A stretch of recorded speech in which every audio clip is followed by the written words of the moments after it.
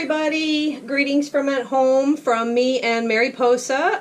We're just going to give you a little grooming tutorial today if anyone's interested in how to keep your dog brushed during these difficult times. I'm sorry that we're not able to do it for you. We miss you lots, everybody out there. This is kind of new for a lot of people. This is new for me making a video, so just bear with me. I'm just going to give you a little bit of tutorial here. I kind of let her get pretty tight, and there are some mats in her coat. I thought it would be a good opportunity to, while I'm brushing her out, just to make a video so that you can see how to do this at home. So a couple of things that you're going to need. The first thing that we're going to start with is just a surface. Oh, she's a little difficult, so just to let you know that she will do that time to time. I gave her a little outside walk session, but that's kind of wearing off since this is our second attempt at a video. So that's one good place to start. Make sure that your dog is in a cooperative mood. If it's rest time, don't try to get them out at that point in time. You want to kind of get them wore down a little bit, so a lot of play or some walk or outside in the yard, that'll kind of help to get them in a little bit more cooperative mood. The second is a work surface. You want it at a comfortable height and that you can work on. Putting them up on something high is going to make a big difference. When you're trying to do it on the couch or on the floor, what that designates to them is that's their area, that's their playtime, their love time. So putting them up on something high is definitely going to make them more comfortable. And they're going to understand that this is business time. You know, they're used to being up on a table, so that's what they're looking to do is get groomed when they're up on something high. So you can do a non-slip mat. If you have shelf liner, that will work. If you have a sink mat, you can cut it, and then also a shower mat. You want to cut it so that 4 feet, they can take a step in each direction and not go off the mat. You don't really want more surface than that because you want them kind of in one area. It makes it easier to control them. Speaking of control, the other thing that you might want to do is fashion up a leash and collar on your dog just for an added protection. I'm kind of walled in here, so there's not really much place for her to go. But depending on where you're working, you might want to do that. Sometimes you have a cabinet under your washer and dryer, or like I have a right up here. I don't know if you can see it. It's a little hanging rack, so I can actually fashion the leash and collar up there if I were to need to. So never leave your dog unattended. Don't put them up here and walk away. If the phone rings or something like that, you always want to make sure that even with the lead on them, that they are secure that way. So the next step that we're going to need is a slicker brush. This is really important. If you see on this, you'll see that the actual slicker brush, those pins turn up and out. So I'm not sure if you can, trying to get the right angle on it. They make a curve. Yeah, there we go. So you want something that's curved. They're wire. If you can get them without the little balls coating them, that's the best way. The other thing that you'll need is a comb. So I have one here. There's a fine comb, and then there is the medium to coarse. So we start with this wider, and then we're going to work our way down to the smaller. And I'll put links on there onto Amazon. We use No. 1 All System brushes. They are fantastic. They take a little while to get there. They're a little bit more expensive. So if you're in need of a brush, Safari makes a really good one, and they come in a small and medium version.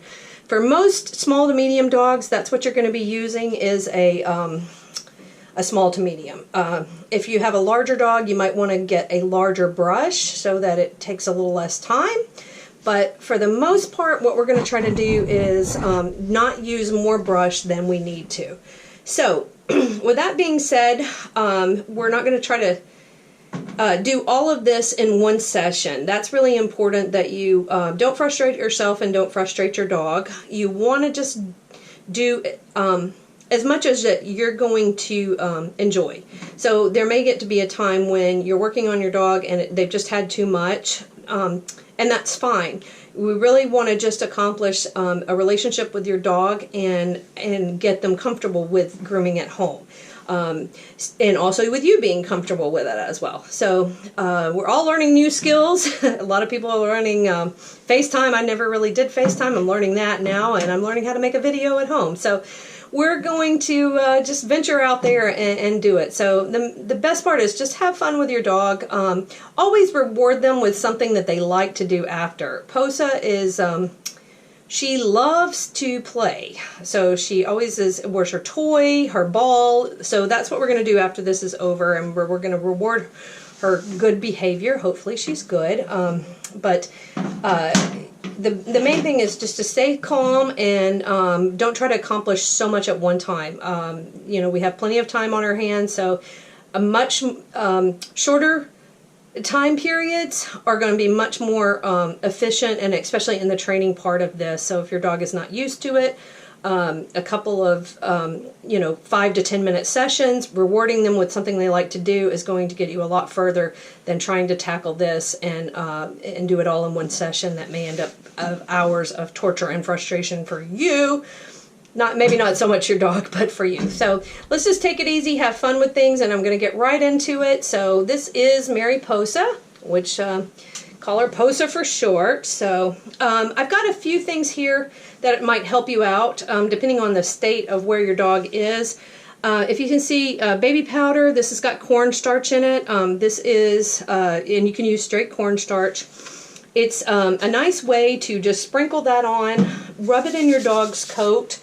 It will help act as like a kind of like a slip, for your dog to kind of help the brush and the comb go through. It'll also kind of soak up any oil or grease on your dog that might have accumulated. They do have oil glands that they get oily, and it always works really well around their ears.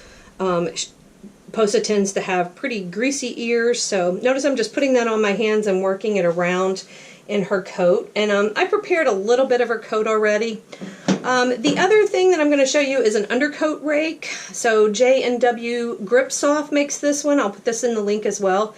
Depending on what coat you have, you may need a rake. I'm going to show you this because I can on her coat. She has a combination coat, or she has a dense furry undercoat, and then she has this flouncy flyaway guard coat. So what we're going to do is we're going to use the undercoat rake to pull out some of that deep down coat. It's going to cut down on the amount of brushing, and it's also going to help lay that hair flatter on her back and onto her sides like she's supposed to look.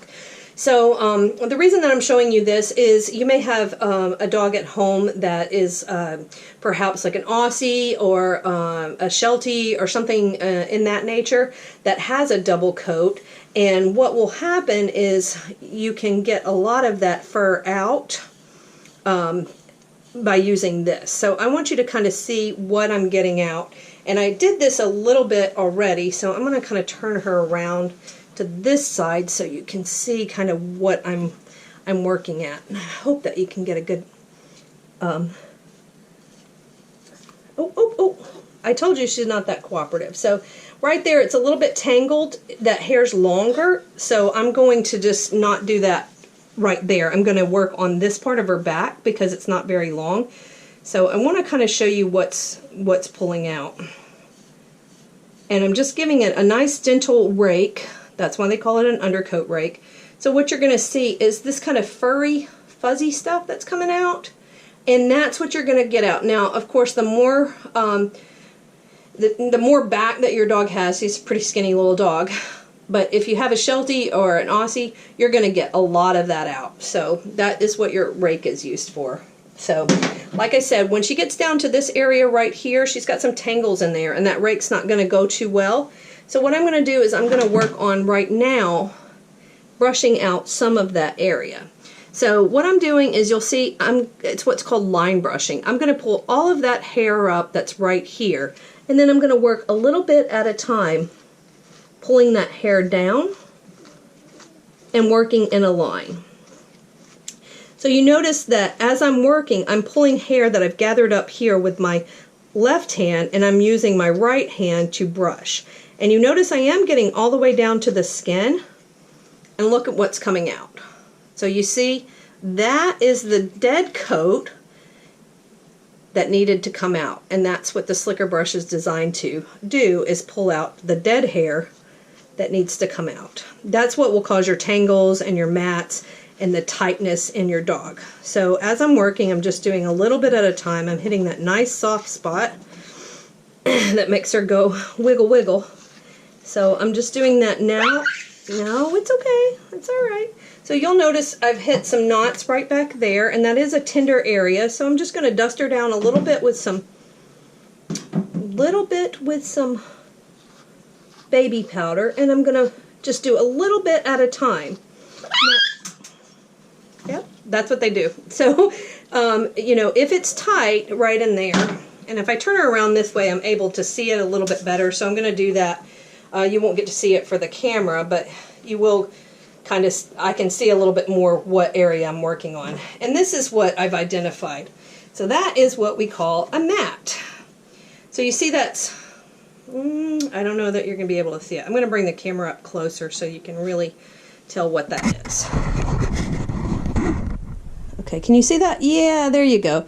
So you see that little tangle, which we also call a mat. So a couple more days and she would have plenty of those. So what I'm going to do is show you how to separate that mat out. And you're going to act like you were just picking a piece of yarn apart, like you were trying to untangle, a thread that had got knotted up. So you're just going to kind of gently pick it apart. You're going to take the hair and just work it like this, a little bit at a time, and that's going to be able to loosen that knot up a little bit. You're going to pick it apart just a little bit, and then hopefully you'll be able to get your brush in there and break it up a little bit more without causing the dog too much stress or discomfort. You can cut those out. That's not a problem. I just caution you, if they're too close to the skin, you got to be very, very careful in where you cut those out. And also that you don't leave big holes in your dog. So once I get it to this point, let's see if I can get that. Let me see if I can get it. She's got so much hair. So once I get it to this point, so much hair. What I'm going to do is then I'm going to take it and I'm going to separate it with my fingers from the rest of the hair, and then I'm going to just gently pull with using a soft striking motion, and I'm just going to pick that apart. I'm going to let my brush do the work, and I'm just going to pick it apart lightly, just like that. And what it'll do is it'll just keep separating it out, and it's going to make it a lot easier to come out. Now eventually I'm going to get to the point where it will just slide out. So there we go. That's the knot, if you can see. Okay, it's a lot easier that way, and you notice when I was able to identify that knot, then she didn't cry so much, because I was able to find exactly where the knot of it was. So the main important thing here is that you just try to do one area at a time, and you do it nice and slow. So I'm going to see if I can turn this way to the camera. I can look at her a little bit more, and maybe you can see it as well. So I'm hoping that you can see this. So I've separated it into a line, and I work slowly down a little at a time. Okay? Then I'm going to start way down here, and I'm going to work a little bit at a time. Now, if you have a curly coated dog, you're still going to get this undercoat and this dead hair coming out, but you'll see a different, fluff arrive. So as we're working, I can work side to side back here. It's easiest to work in the direction that your hair grows. So when I get, this is flat against her thigh. Now when I get to this back area back here, what I want to do is I want to turn her around, and then I'm going to work as the hair grows. So there we go. Right in here. Can you see that? You probably can't see that. Let me see. I need a hair tie for her tail. So you can tell in here she's got some of those rough areas, and she has some thickness back in there. How we talk about, it's not necessarily mats, but when you go to pull that out, you see how the wide part of my comb will not go through her pants, okay? So that's one reason that you don't want to comb something first. You want to be able to brush it out. Now over here where I've worked a little bit more, we've got a little bit more give, but we're not there yet for the comb. So we're going to brush a little bit more, a little bit at a time.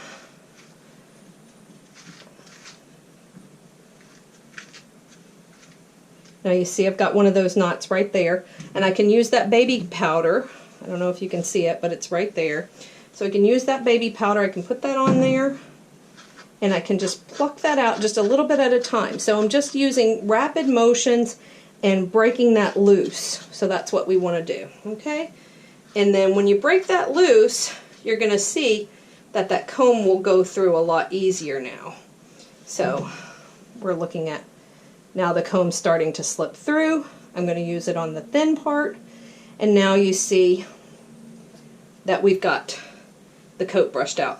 The tail, I'm going to just go through that pretty quickly. What you want to do, there are areas that are more sensitive than others. Her tail, right around her head, underneath her neck, her armpits, her inner thighs. The back and the legs are usually the easiest to do. The tail, I'm just holding it side to side, and I'm going to brush one side of her tail, then I'm going to turn around, I'm going to part that hair in the middle, and I'm going to brush the other side.